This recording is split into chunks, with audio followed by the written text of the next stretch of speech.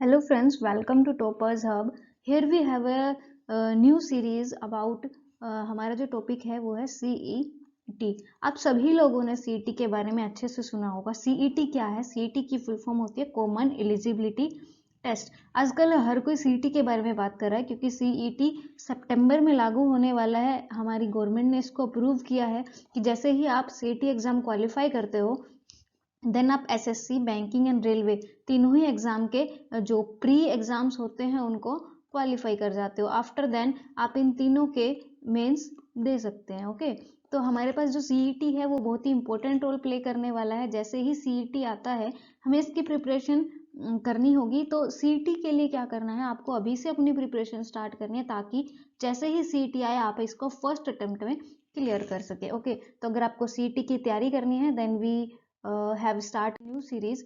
क्या करना है सीटी के लिए, हमें सबसे पहले अपने कुछ गोल हैं जिनको बनाना होगा।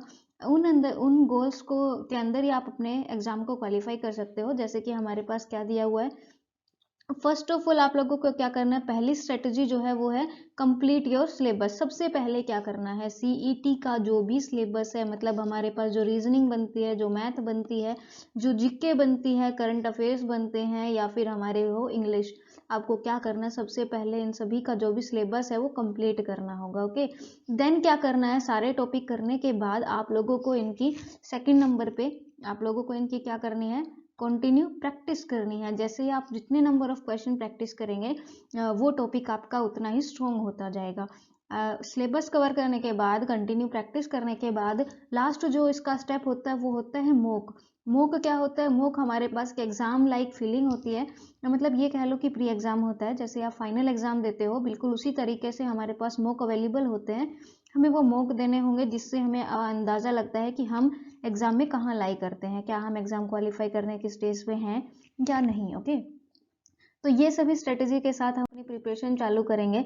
आप लोगों को यहाँ पे मैं क्वांट और रीजनिंग दोनों ही प्रिपरेशन कराने वाली हूँ। फर्स्ट जो हम करने वाले हैं वो हमारे पास क्वांट के अंदर क्या होना चाहिए, क्वांट के अंदर आप लोग मेरे साथ सीखने वाले हैं इजी अप्रोच। ठीक है, मैं आपको बताऊंगी कि कैसे आप इजी अप्रोच के साथ क्वांट के जो क्वेश्चन है वो मैक्सिमम अटेम्प्ट कर सकते हैं। एंड जो अटेम्प्ट करेंगे वो अटेम्प्ट के अंदर जो एक्यूरेसी होनी चाहिए आपकी, वो एक्यूरेसी आपको कैसे मेंटेन करनी है। ओके, तो एक्यूरेसी मेंटेन करने के लिए भी आपको आपका क्वांट स्ट्रॉन्ग होना बहुत ही जरूरी है। सेकंड जो थिंग आती है इसमें होती है हाई अटेम्प्ट की। ऐसा होता है कि हम लोग अटेम्प्ट ही कम करते हैं, मतलब हमारी एक्यूरेसी तो राइट है बट हमारे जो अटेम्प्ट है वो बहुत कम है। तो सबसे पहले आप लोगों को क्या करना होगा कि अपने अटेम्प्ट्स को इंक्रीज कैसे करें, ठीक है, वो हम इस सेशन में आगे पढ़ेंगे। नेक्स्ट है जो थर्ड पॉइंट आता है हमारा, solve questions in minimum time periods. कि हमें क्या करना है, कम से कम टाइम में अपने क्वेश्चन सोल्व करने हैं। इसका मतलब क्या है, मिनिमम टाइम में हमें मैक्सिमम नंबर ऑफ क्वेश्चंस करने होंगे, तभी हम इस एग्जाम को क्वालिफाई कर सकते हैं। तो आप इन तीनों स्ट्रेटेजी के साथ में अपने एग्जाम को क्वालिफाई कर सकते हो। देन हमारे पास देखिए, हम जो फर्स्ट टॉपिक जो क्वांट के अंदर आता है, जो सबसे बेस होता है वो होता है हमारा सिंप्लीफिकेशन। हमें सिंप्लीफिकेशन करना है। सिंप्लीफिकेशन के अंदर हमारे पास ये 8 चीज़ें आती हैं, मतलब 10 चीज़ें हैं जिनको हमें स्ट्रोंग करना होता है। सिंप्लीफिकेशन सिर्फ और सिर्फ एक टॉपिक ही नहीं बल्कि ये पूरे क्वांट का बेस होता है। अगर आपकी सिंप्लीफिकेशन अच्छी है देन आपकी क्वांट अच्छी है। तो सिंप्लीफिकेशन हम सबसे पहले पढ़ने वाले हैं। हमारा जो टॉपिक नंबर फर्स्ट है क्वांट के अंदर वो है सिंप्लीफिकेशन। कैसे आप सिंप्लीफिकेशन को बेस्ट कर सकते हैं, एक बात हमेशा ध्यान रखिएगा कि जैसे आपका सिंप्लीफिकेशन बेस्ट होता है देन आपकी पूरी क्वांट लगभग बेस्ट हो जाती है, क्योंकि calculation is the best thing for math, very important role play करती है। तो देखिए, सिंप्लीफिकेशन के लिए जो हमें सबसे पहले होनी चाहिए क्या होता है, वो हमारे पास स्क्वेयर। स्क्वेयर क्या है, जो भी हमारे पास कोई नंबर दे रखा है उसका अगर हमें स्क्वेयर निकालना आता है तो हम कोई भी सिंप्लीफिकेशन इजीली सॉल्व कर सकते हैं। अब स्क्वायर के लिए क्या होना चाहिए कि आपको कोई ना कोई शॉर्टकट पता होना चाहिए, ठीक है, क्योंकि अगर आप यहाँ पे मैक्सिमम टाइम लेंगे तो आप स्क्वायर ही सॉल्व करते रह जाएंगे और क्वेश्चन का टाइम हो जाएगा, आप मैक्सिमम क्वेश्चंस अटेम्प्ट नहीं कर पाएंगे। इसी तरह अगर किसी नंबर का क्यूब के बारे में बात की जाए तो आपको क्यूब भी शॉर्ट में निकालना आना चाहिए। सब चीज़ें हम डिटेल में पढ़ने वाले हैं मैंने आगे आने वाले सेशंस में। इसी तरह क्यूब रूट होता है, हमें क्यूब रूट किसी क्वेश्चन का इजीली आना चाहिए निकालना, कि कैसे निकालेंगे। देन इसी तरह हमारे पास क्यूब रूट आता है। And calculation is very important thing. Calculation fast करनी है, किसी भी चीज़ की मल्टीप्लाई फास्ट करनी है, डिवाइड फास्ट करनी है, फास्टेस्ट तरीके से हम इसको कैसे कर सकते हैं। डेसिमल जो है, हम यहाँ पे कोई भी चीज़ है अगर हमारे पास जैसे कोई वैल्यू दे दी दिस, तो हम इस डेसिमल को जल्दी से जल्दी कैसे सोल्व कर सकते हैं, ये भी हम आगे पढ़ेंगे। देन फ्रैक्शन, इस फ्रैक्शन को इजीली कैसे सोल्व कर सकते हैं। बोर्ड मास का रूल आप लोगों ने बहुत अच्छे से पढ़ा होगा। बोर्ड मास के अंदर हमारे पास आता है, इसको वी बोर्ड मास बोलते हैं बहुत सारे पर्सन, यहाँ पे बोर्ड मास भी बोला जाता है। तो स्टूडेंट्स को क्या करना है, जो भी हमारे पास बोर्ड मास का रूल होता है उसको पता होना चाहिए कि सबसे पहले हमारे पास डिवाइड सोल्व होता है, मल्टीप्लाई सोल्व होता है, फिर हम ऐड करते हैं, देन सब्सट्रैक्ट करते हैं, और भी बहुत सारी चीज़ें हैं, ब्रैकेट्स वगैरह हो गई, ठीक है, ऑफ हो गया, देन हमारे पास डिवाइड आता है।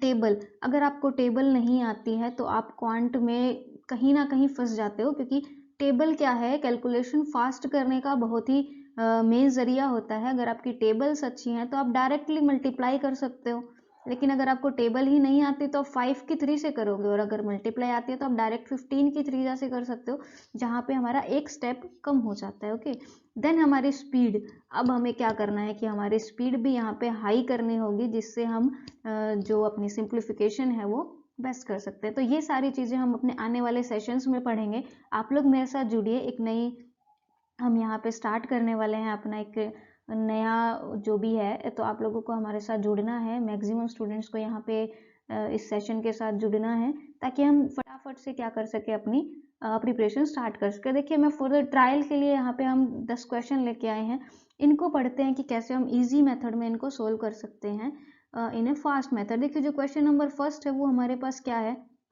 जो क्वेश्चन नंबर फर्स्ट है वो है 784 divide 14 and plus 598 then divide 13 plus what is equal to 99% of 2500। अब देखिए, आप इस चीज़ को कैसे इजीली सॉल्व कर सकते हो विद इन सेकेंड्स या विद इन मिनट्स, ठीक है।